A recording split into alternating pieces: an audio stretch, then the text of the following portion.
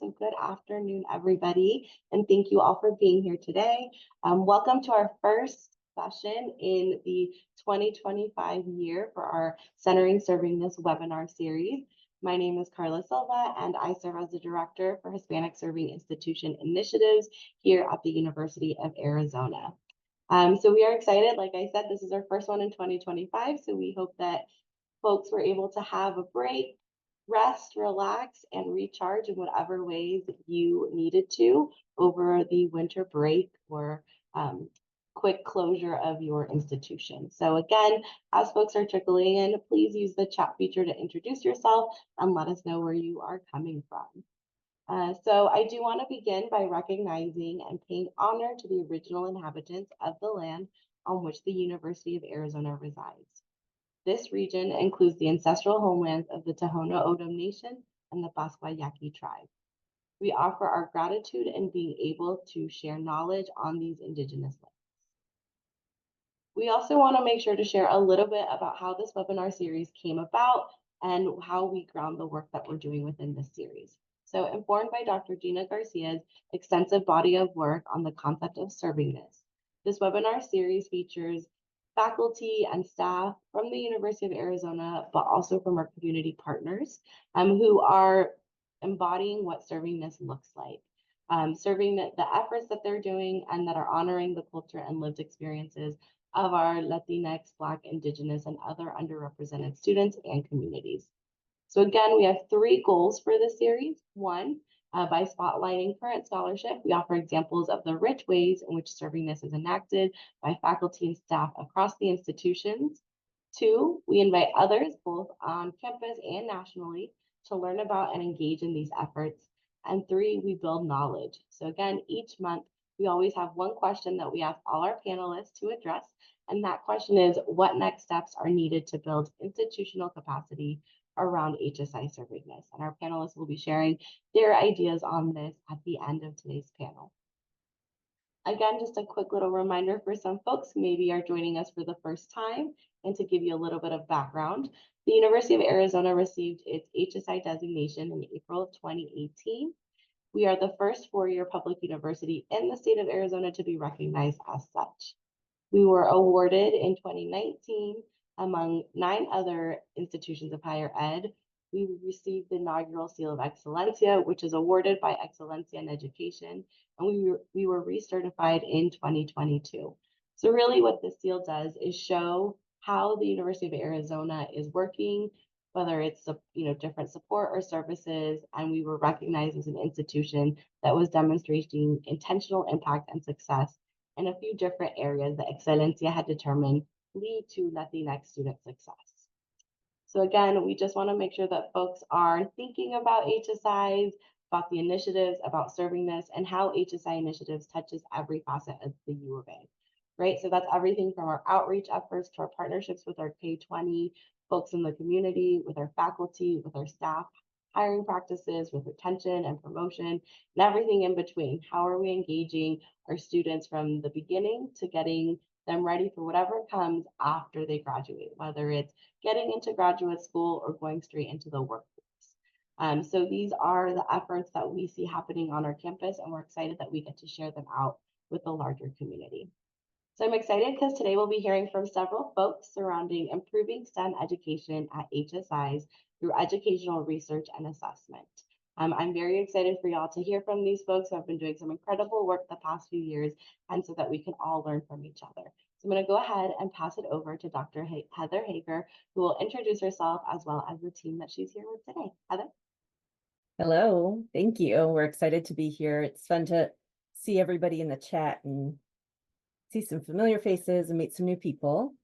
I'm the research director for the STEM Learning Center at the University of Arizona, and then also an assistant professor in the Education Policy Studies and Practice Department. And I'm joined by Doctors Hannah Payan-White, Cy Sims, and Judy Marquez-Kiyama.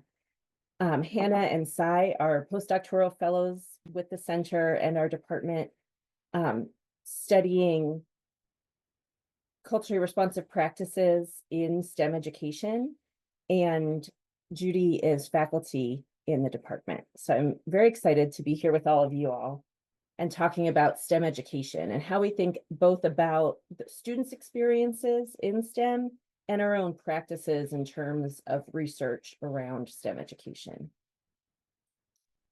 So, there we go. I know many of you have already introduced yourselves, but if you haven't, if you want to introduce yourself, and if you already have, think about and answer one of the following questions in the chat.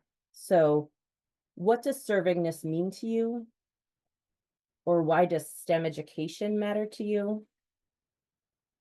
Or who should the university or college that you're at serve?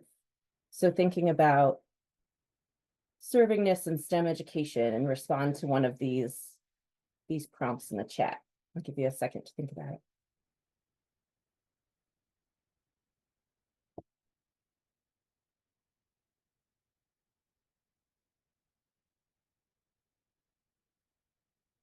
And you can feel free to keep thinking and responding to one of these questions while I go over some housekeeping.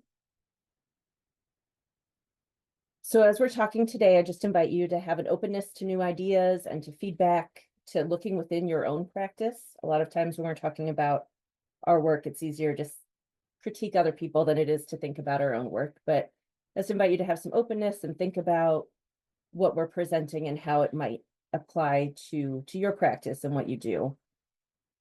Please feel free to share questions throughout the webinar during the chat. We'll respond to them towards the end, but feel free to post them at any time and we'll try and keep track of them. And then we'll have about 10 minutes at the end for question and answer also. It's our agenda that we'll be talking through. And to start with, just a little background about the STEM Learning Center at the University of Arizona. We're really focused on equity and access in STEM learning. So how do we support students directly through programs like the Arizona Science, Engineering, and Math Scholars or STEM learning communities, but also how we support faculty in thinking about their educational practices and their research and how they can develop more effective practices in their own work. So we support faculty in building collaborations with each other. If you're interested in thinking about STEM learning and STEM education and want to meet other like-minded people, we're happy to help build those bridges. We also have events like the STEM equity mixers where we come together around themes and give faculty a time to talk and meet each other, to meet staff working on programs with students and to meet other faculty with similar interests. So please reach out. We do consultations, we do events, and we're happy to work with you after this webinar also, both within the University of Arizona and building collaborations. I saw people from community colleges and other universities in the state, and we're happy to work across institutions also.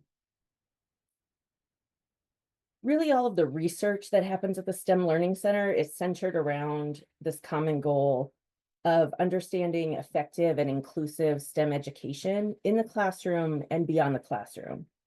So in learning in the classroom and also in student engagement and experiences outside of the classroom.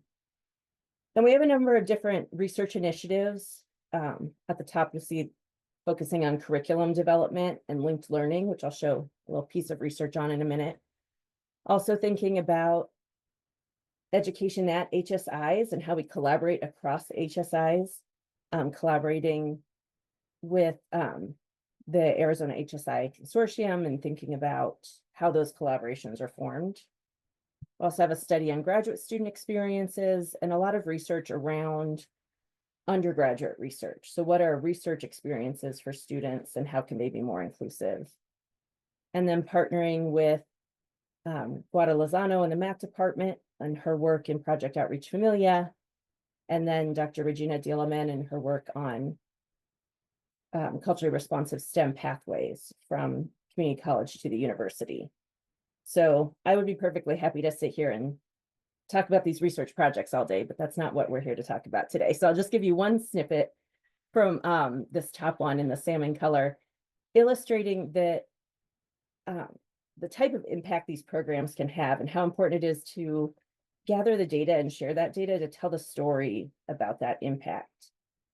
So we're doing a study about initiatives having an being funded by the Title III Project CREAR grant, specifically the Culturally Responsive Curriculum Development Institute, which Hannah and Judy will be talking about more, and the Course-Based Undergraduate Research Experience Institute. So both of these are programs that bring together faculty to design a course or redesign an existing course to be more inclusive and engaging for students. And then we're gathering the data to do a quasi-experimental design to look at what the impact of that is. So you can see that in blue, we have the retention rate for the comparison group of U of A students in general who don't take one of these classes. And then in red, we have students who took a CURE or course-based undergraduate research experience and their retention rate. And in yellow, students who took a course developed through the CRCDI. So a course that involved culturally responsive curriculum. And you can see that dramatic increase in retention for students who just take one of these courses.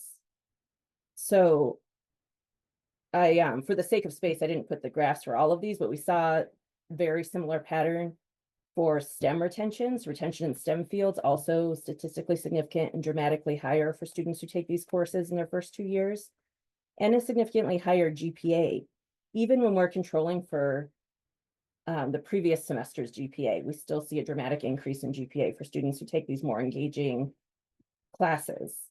So thinking about the way that we can have impact on students throughout the curriculum with this type of intervention. And Sai is going to talk a little bit more about kind of what servingness means and how these interventions came to be. Thank you, Heather. That's a lovely introduction. And really kind of showing some of the research and data on what it means to actually approach servingness in STEM education, right? So if we back up for a second and we think about what is servingness, right? How are we engaging our Latinx and other underrepresented students through culturally engaging and equitable approaches that offer these transformative experience to academic and non-academic outcomes? In other words, how are we thinking about providing not only access, but really centering their cultural and social needs? Servingness, to me, and I would argue for some of my colleagues, right, is not just about getting diverse students into a classroom. It's about recreating systems and re-challenging practices that really serve their unique needs, which help them to thrive academically and socially. And so when I think about how we really create these educational environments that actually serve students, that one requires more than just good intentions, right? It also demands a particular type of teaching approach that value and center the lived experiences of these students. And so that's really where culturally relevant, culturally responsive, and culturally sustaining pedagogy come into play. Heather, if you could get me the next slide, please. Right, and so when we think about this evolution toward a more humanizing pedagogy and curriculum, if we start on one end with culturally relevant pedagogy, right, these validate the material that uses cultural backgrounds and assets, and how do we think about improving their academic success, right? So how do we tie the culture that the students are bringing into the classroom to their coursework? And while this is really lovely and wonderful, how do we emphasize leveraging these identities? Culturally responsive pedagogy kind of takes it a little bit further by adapting our teaching practices to meet the students where we are. So it's not just the course material, but also how are we thinking about engaging with our students to create an environment where they feel seen and supportive and thrive, right? And I think that's crucial when we're thinking about how students are not only taking in that knowledge, retaining that knowledge, but also developing like a social, political, and critical consciousness. What does it mean to ask questions, deeper questions about the world, about who they are as scholars and learners, and about the things that they're wanting to create with their work, research, practice, art, etc.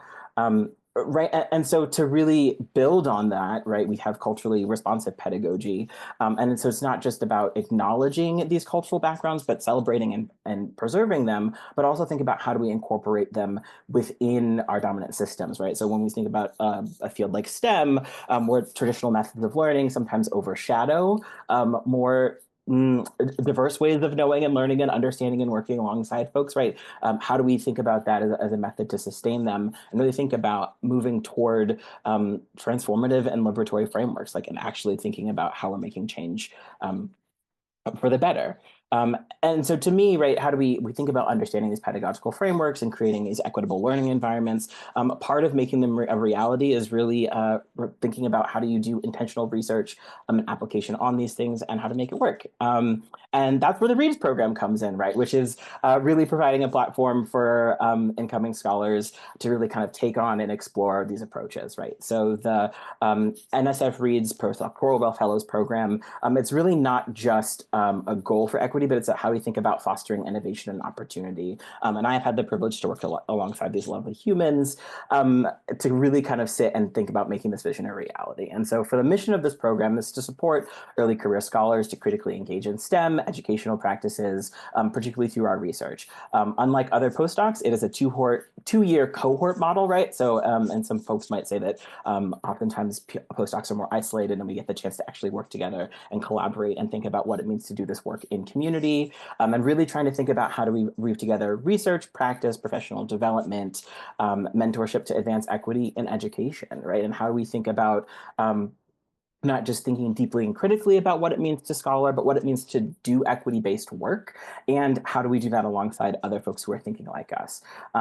In some ways, I would say that this program is not just something that we use as a catalyst, as more than a fellowship. It's more of a catalyst for change and really thinking about how are we creating space for the next generation of scholars and those who come after us to really challenge these inequities and drive progress.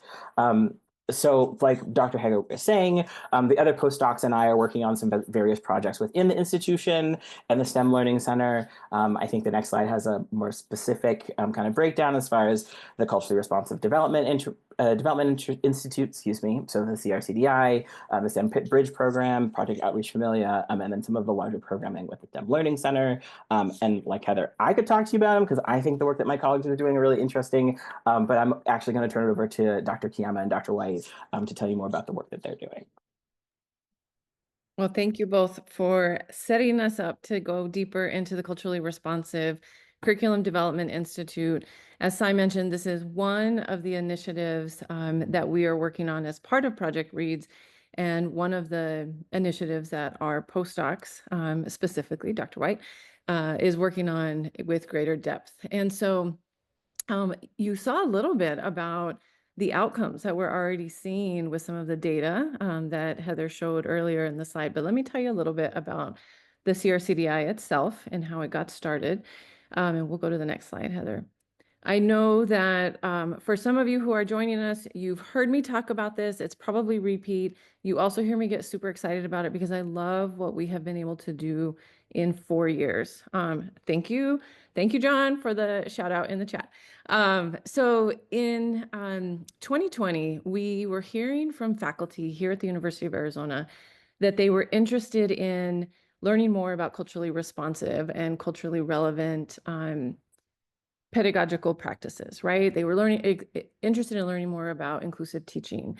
And of course, we were smack in the middle of the pandemic and people were interested, but they didn't have the time. They didn't have the capacity, right? This wasn't something that was front and center on people's radar because we were all just trying to move through the pandemic and get through it as best we could. At the same time, this is when more and more research was coming out by Dr. Gina Garcia and others. And those folks who were deeply involved in HSI spaces across the country were sharing with Dr. Marla Franco and myself and others that this is the next kind of area that we really needed to see servingness embedded, meaning servingness embedded through an inclusive and an equitable way in our curricular practices. And so we piloted the Culturally Responsive Curriculum Development Institute in June of 2021, while we're still all fully online. It was a small cohort, and it was set up to be a week-long immersive experience where we had faculty from across the institution in an interdisciplinary space really say and come in with one particular course in mind and commit to redesigning that course and different elements of it from a culturally responsive lens and guided by HSI frameworks. And so when we say redesign a course, we didn't mean throw out your entire course and throw out your content and don't pay attention to accreditation standards and all that. No, right? We were really thinking about how do we make small changes and small pivots across the philosophy and pedagogy itself, across the content, across assessment, inclusive assessment, across the activities, across how we communicate about our pedagogy and about our curriculum. But how do we do that in small increments to have greater change, meaning change across students' learning outcomes, shifts in things like Heather showed you, right, in terms of first year to second year retention rates, shifts in D's, E's, and W's, so grades, but also shifts in things like student sense of belonging and their feelings of validation. Shifts also in faculty's perceptions of how they were teaching and their understanding of culturally responsive frameworks. So those are the pieces of the research that we'll share in just a moment. The project itself, the CRCDI, is funded partially by a Title III grant that Kimberly Sierra leads as PI, and also partially funded by an NSF hub grant, Project Listo. And so we want to recognize where those funding pots are coming from and share a little bit that this has allowed us to grow significantly. So while the first year was, as I mentioned, a pilot year, wasn't necessarily focused on any particular discipline, with the Title III and the NSF funds, we were able to really grow the scope and the focus of the Institute so that while we still bring in interdisciplinary faculty, we also can focus in on what this looks like in STEM curriculum. And so last year, June 2024, was our 4th year with the Institute. You can see that we have had significant growth and over time have had 136 faculty participate with 56,000 students served in one-time enrollment in those courses. Sorry, Heather, now you can go back to the other slide. More specifically about STEM. So within Project Crear, within our Title III grant, we were looking at where those really significant gateway courses were for Latina, Latinx students, first-gen students, Pell eligible students, and where the high rates of D's, E's, and W's were happening within those critical kind of gateway courses. And we targeted a few of those within STEM, chemistry, computer science, biology, and more. And what you can see is that in those target STEM courses, we have already served over 9,700 students. We have a goal of serving 500 students in these redesigned courses every year. And with partnerships with the College of Science, the College of Engineering, we've been able to bring in quite a few faculty across chemistry, biology, ecology, MCB, engineering. And you can see that we have well exceeded our goal of serving over 500 students a year. And we've also brought in, if you go through, Heather, in the second slide, we've also brought in faculty in other STEM areas. And so we have folks in more applied STEM disciplines and courses, nursing and public health. You can see that we have a number of math faculty and computer science across their entire department. So over 31 faculty at this point in STEM disciplines have participated in the CRCDI, and we expect that number to grow even more this summer. So I'm going to stop there, turn it over to Dr. Hannah Hyun-White to talk a little bit more about the actual research project. Thanks, Dr. Kiyama. So along with the hands-on guidance faculty receive, we also have a research study that focuses on the CRCDI, and our research team includes myself and Dr. Kiyama, along with Dr. Abby Rocha, Alice Lee, and Janine Silvis. And this project really focuses on 2 core buckets, which is the professional development for faculty across disciplines that Dr. Kiyama just discussed. And then there's the research component that explores how faculty participation in the CRCDI has influenced their teaching experiences at the university. And through this, we really hope to document specific examples of how faculty who have participated in the CRCDI are integrating culturally responsive pedagogical and curricular practices into their courses. And from this, we're hoping to then develop a list of measures of student success that go beyond the traditional academic notions that were previously discussed, right? Like grades and transition rates, and include aspects like sense of belonging, servingness, and cultural validation. This is an embedded case study, so we have 5 core areas of data collection that include individual interviews with faculty, pre and post surveys, end of the year surveys, teaching observations, and then reviewing their pre and post syllabi. Next slide, please, Heather. So looking at some of our preliminary data collection analysis we've done, we first administered a 1-year post survey to faculty who participated in the CRCDI in 2021, and we had a 73% response rate. Based off this, faculty shared that they were most successful in applying culturally responsive pedagogies after they participated in the CRCDI, so a positive outcome of this. And specifically, they had development in areas like restructuring the curriculum so that all students could succeed regardless of their academic history, designing assessment to complement culturally responsive pedagogical strategies, and creating learning environments that cultivated respect for cultures of all students in their classes. We since then have administered the survey again to CRCDI faculty that participated in 2022 and 2023, and we are currently analyzing this data. Next slide, thank you.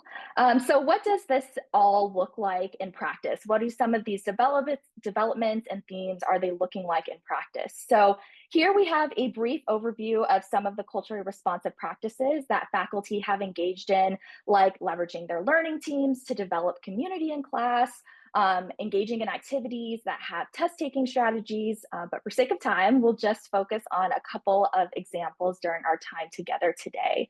Next slide, please, Heather. Thank you.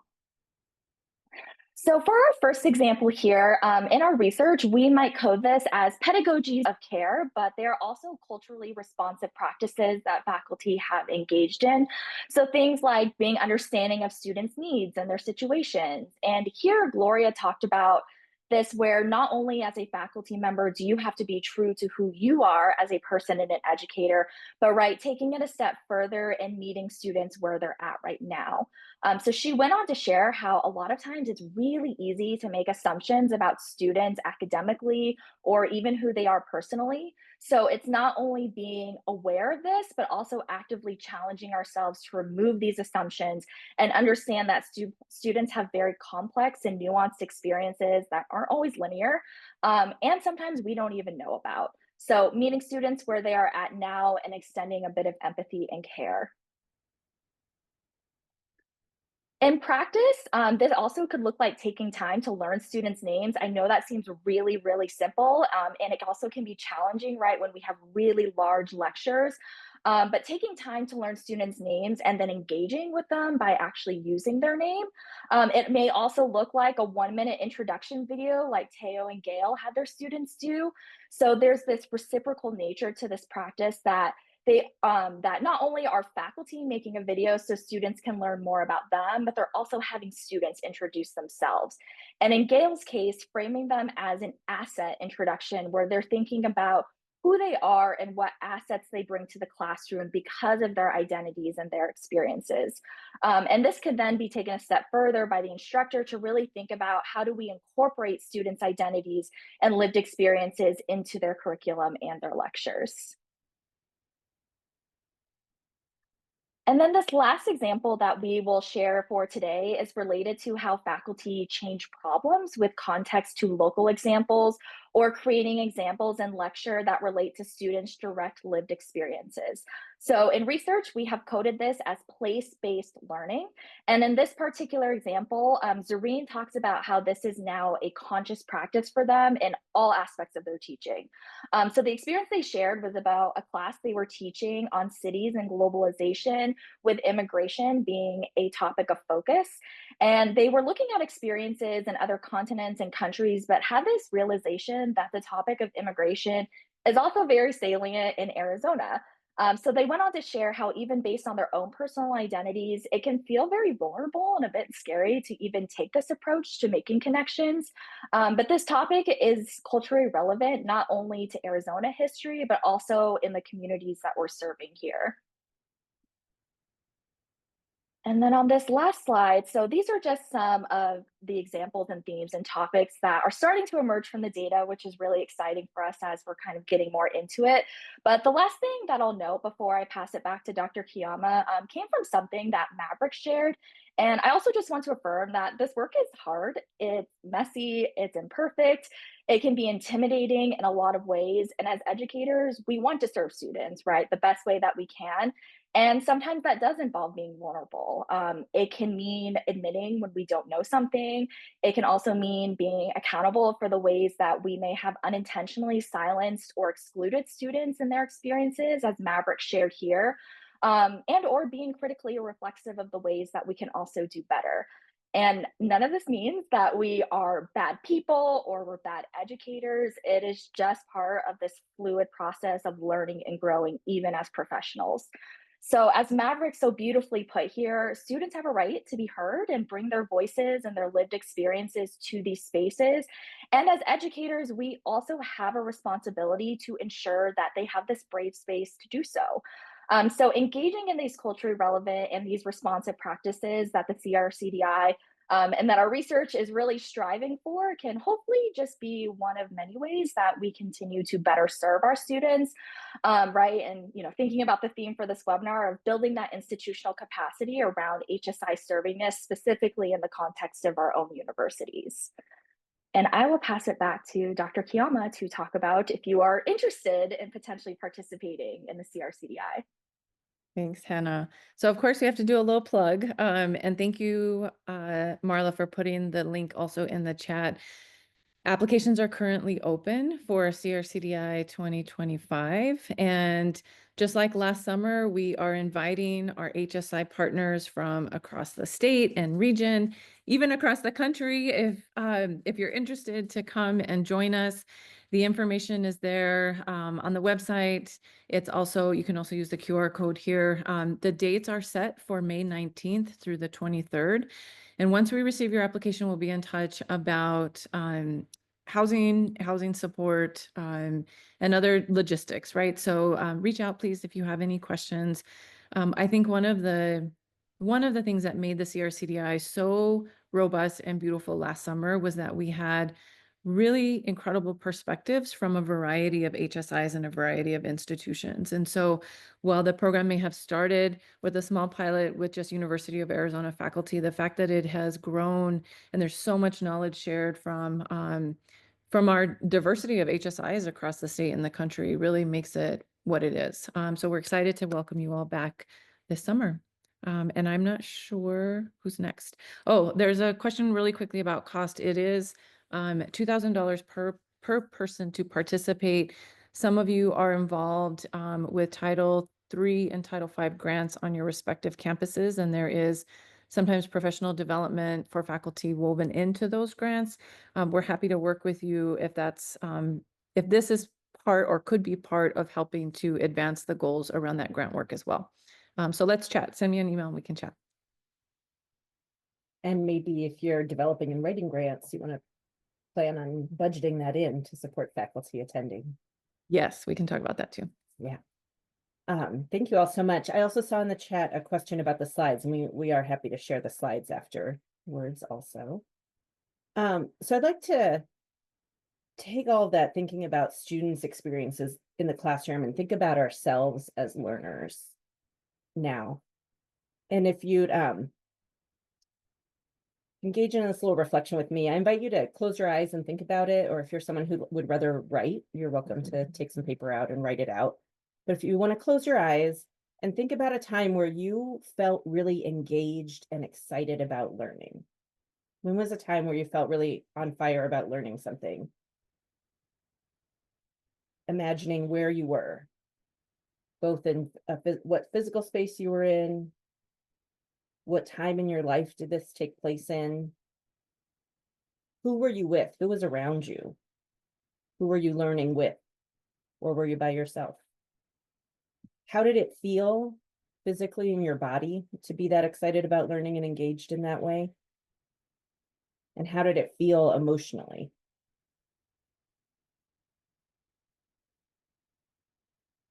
I invite you to take a breath and just think about that moment. And now thinking about what would that experience have looked like without anyone else in it, if you were alone, if you weren't engaging in learning with any faculty, with other people, with peers, with students, how would that experience be the same or different? How would that feel in your body or feel emotionally?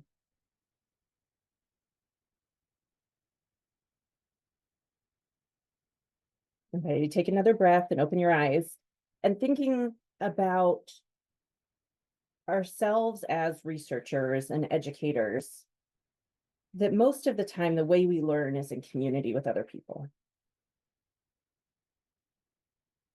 You can give a little like thumbs up in the reaction if it was different for you when you thought about it being alone versus with other people. But my guess is that for a lot of people, it would be fundamentally different to be learning. That we're usually, when we're fired up and excited about something, it's because we're bringing our full selves into it, as Sai and Hannah and Judy have just talked about, and we're doing it in community with other people. So when we think about ourselves conducting research and assessment about students or about education, how do we do that where we, in ways that bring our full selves into that research process, and where we can do it in community with other people? And thinking about the ways that we conduct assessment really can impact then the experiences students have. I'm sure there are people in this webinar that are more sporty than I am, but I've been told that when you throw something, where you're looking is kind of where that goes. So if you're trying to aim, you need to be focused. What you're focused on is where that's going to go, or hopefully, if you know how to throw a ball or a dart. And the same with education. What we measure, we move towards. There's a saying about what we measure, we treasure, and what we treasure, we measure. But sometimes those goals get out of alignment, and we can start measuring things because they're required for reporting, or because they're easy to measure, or because funders want to see them or something. And they're not really core to what we actually care about with students. So in our own practice as educators, as researchers, thinking about how we do the research in community with each other, what we actually measure, and is that aligned with what we actually care about students getting out of these experiences? So, for example, with CRCDI, we see that I'm doing this study on retention and GPA because those are things funders care about, but they do have real implications for students' experiences too, and for the institution. But that's not enough. The work that Hannah and Judy are doing to really dig, and the rest of the team, to dig into what happens in those experiences to make them impactful, is where kind of really the meat of changing experiences are for students. And the kind of status quo for educational research and assessment has a number of problems. One of which is that it can shift the focus from structures and systems onto individual students, or to groups of students or groups of people, in ways that naturalize differences. So we can unintentionally be perpetuating prejudices based on race and gender and sexual orientation and social class by studying these ways that shift the focus onto individual students instead of on those systems that create those biases. And if we're not attending to the complex intersectionality of our identities, our the social structures we're experiencing, and all of that. So for the sake of time, I won't go too into it, but I invite you to read this article by Quinn, which is kind of an example of that we can do research in a way with the intention of highlighting a problem, but that naturalizes and flattens differences. So their study looked at achievement gap research. And if you just did a study on achievement gap and showed it to teachers, it actually increased stereotypes that students experienced in the classroom and caused educators to lower their expectations of students, because they're internalizing this as like, oh, students of color have a lower graduation rate. But if you highlighted the same research, it was the exact same study and data, but they framed it as equity gap, and framing it as the institutions weren't supporting students of color in the same way, or that students of color were experiencing barriers within the institution, then they didn't see that increase in stereotypes. So the way we frame our studies, the way we think of them, really throughout the whole process of research, from the foundation of who's included in our research teams and who has a voice in the research process, to the actual research itself, who we're sampling, what methodologies we use, what decisions we're making that can be seated in this deficit-based model or individualistic model versus a way that honors students' strengths and communities and focuses on deficiencies in the structures they're encountering or the institutions they're encountering. And that all of that shapes then the outcomes. So the outcomes of the data shape student experiences. So thinking about how we can kind of patch these cracks throughout the status quo of research and assessment to make it more inclusive for ourselves as researchers in the experience, and also in the actual studies and the data we get out of this. So I'll invite you to think about these probably after the webinar for the sake of time, but to think about who's included in research and assessment decision-making that you're involved in. How are different voices and experiences brought into that or not? Whose voices aren't included? And how could your own research and assessment process be more inclusive? And how can you identify those areas to improve? And this could be as narrow as assessing student learning in your own classroom, or it could be assessing across campus or campuses. So whatever realm you're working at with students and gathering data, thinking about how you can do that in community with others, how those different voices and opinions can inform the research, and how you can make that process more rewarding and connected for you and for the people you're doing research with. And with that, I think that's the end of our slideshow. So we're happy to answer questions, or have more of a dialogue now too.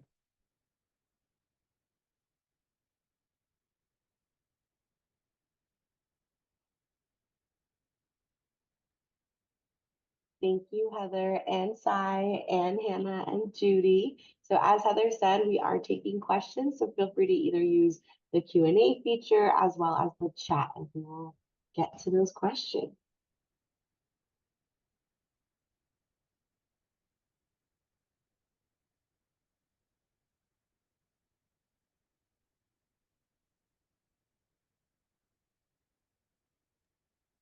We got a lot of great shout outs in the chat, which is always exciting to see as well. Carla, I did see there was a question about if the CRCDI is in person. It is fully in person. It's hosted here at the University of Arizona. And we can connect with some suggestions for lodging and housing and lots of information for you once you submit that application or reach out via email. We did get a question in the chat, so some folks are curious about how you create a safe or safer environment for faculty to disclose toxic socialization that is affecting their pedagogical practices. Okay, Michelle, do you want me to take this one? Thank you, Dr. Michelle Espino, for giving us a really hard question. Okay, one of the things that we do within the CRCDI is model with all of our participants the same types of possibilities and practices and activities that we're also encouraging them to incorporate into their own classes. And so if you can imagine, we are practicing it as we're sharing it. And so as we go through each of the sessions and the workshops, what the CRCDI is not, it's not a conference, right? You're not just sitting in, listening to sessions and then moving to another one. It is a fully immersive and interactive experience where we are the students, we are the learners, and we are the teachers together. And so one of the things that we spend a lot of time on during that first day, just like for those of you who were in class with me last night, we spent a lot of time doing this in class last night. We spend a lot of time on establishing community within that space. We spend a lot of time acknowledging power dynamics that may be existing. We spend a lot of time setting our community commitments to one another. So just the same way we spent a couple of hours doing this last night with students, we do this with faculty as well. And for some folks, it's the first time that they have heard things like you can take an entire class period and do this, right? You can take time to build a space of community with students, even in really, really big classes. And what has resulted, and I'm not saying that's just because of that practice, but we try to embed that throughout as we go through. We talk a lot about pedagogies of care, and what that also looks like in that space that we're cultivating. And this year we had a lot of very open and frank conversations about folks' identities, about, yes, some of the toxic socialization. We talked even about what this looks like in promotion and tenure processes, how it's valued, how it's rewarded. So it's not perfect, Michelle, but it is, we do try to intentionally build this in as we go through this CRCDI. Thank you, Judy. That was lovely. And Christina, I see your question. I'll come to it in a second. But I've also seen, I have it linked in the slides that we'll share later, but there's a framework on democratically engaged assessment.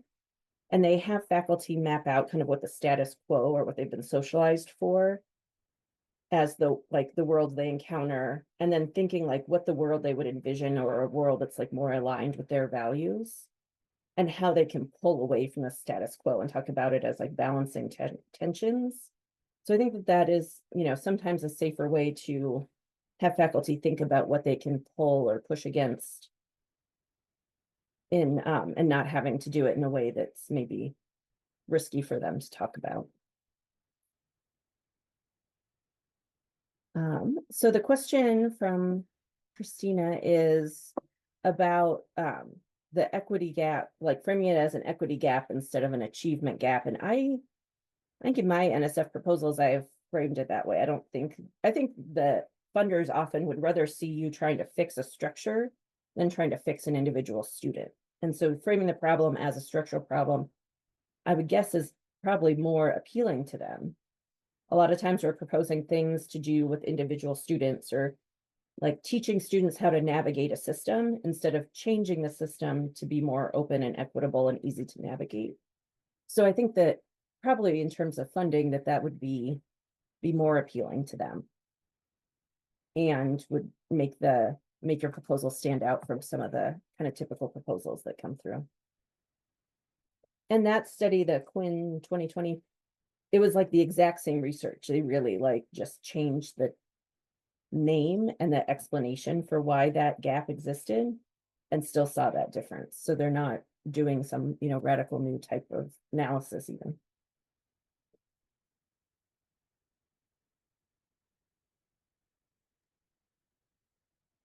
Any other questions or thoughts?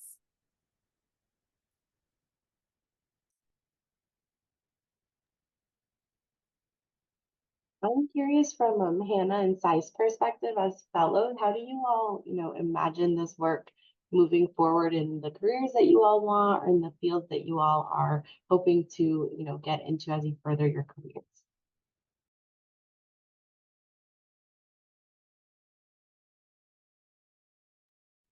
And do you want me to take it first, if that's okay? I can't see you, so I'm just going to assume yes. I think for me, one of the big pieces that I find myself kind of gravitating to, even particularly in my dissertation research, is really thinking about, particularly when we're thinking about institutional equity efforts, right? Our institutions have somehow at some point decided that they are going to take on and address issues of equity and inclusion. And to me, like what I have found in my dissertation and some of the research I'm doing right now with Dr. Hager is that there's a lot of like, we want to do this, but there isn't quite the know-how. There's a lot of, well, this is how I did it in my field, so I'm just going to keep doing it when we're just going to turn it to like diversity. And that's not necessarily how, when we're thinking about how we're actually serving our students, that might not be the approach that we need to take with regard to making sure that our students feel seen, held, honored, validated, respected in our classrooms, right? And particularly, I think about some of the professors I've talked to, and particularly working with graduate students, have been like, well, this is how I was socialized as a graduate student. So like, I'm just going to keep doing it. It's like, ooh, maybe we could do something different, not just because our students are different, but also, hey, there's a new way that we're coming to this knowledge. There's a new way we're understanding ourselves. And also, by the way, the process that you were socialized in wasn't necessarily helpful either. And so I think there's this really interesting conversation that I find myself wanting to keep moving toward, is how do we address some of those from that perspective, right? I think there's oftentimes a lot of research on our undergraduate students, but some, kind of what we're seeing in the CRCDI, there's not a lot of faculty support, or even for our graduate students and postdocs who are just kind of entering into this field. So for me, I think that's where I'm starting to see my turn as far as like career possibilities and shifts go, is this really, how are we answering and addressing these questions from this particular level, particularly among folks who have learned a lot and also can still learn some more. That is a hard one to follow, Sai, but 100% agree. And I think, and not only doing this and being very fortunate to do this with Dr. Kiyama, I think about in my own work, a lot of it relates to looking at neoliberal systems and how much of that has contributed to the uprise that we're seeing in student activism, and how that's still very prevalent on college campuses, right? So student needs are clearly not being met if this is still occurring and students are still expressing that there are problems within the institution. And I see the work that especially we're doing in the Institute as an antithesis to what neoliberalism really prescribes, right? Like exactly what Dr. Espino maybe was alluding to in her comment about the socialization, right? We're often socialized in these tendencies that you have faculty and your colleagues are your competition. Everything is very individualistic. We should not be a community, right? This like publish or perish mentality, the precarity of resources and wanting to hoard everything and to not share things.